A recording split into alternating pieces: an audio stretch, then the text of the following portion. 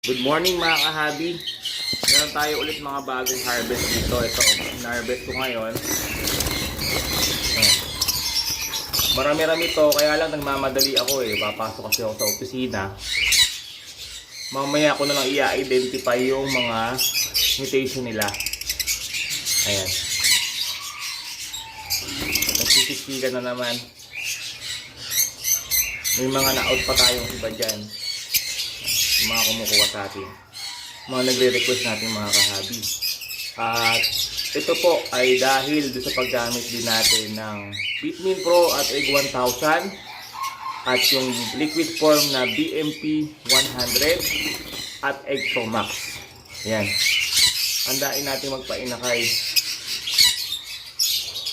Mamaya i-upload ko naman, gagawin natin yung vlog, i-identify natin yung mutation nila. Okay? Ayos mga kahabi.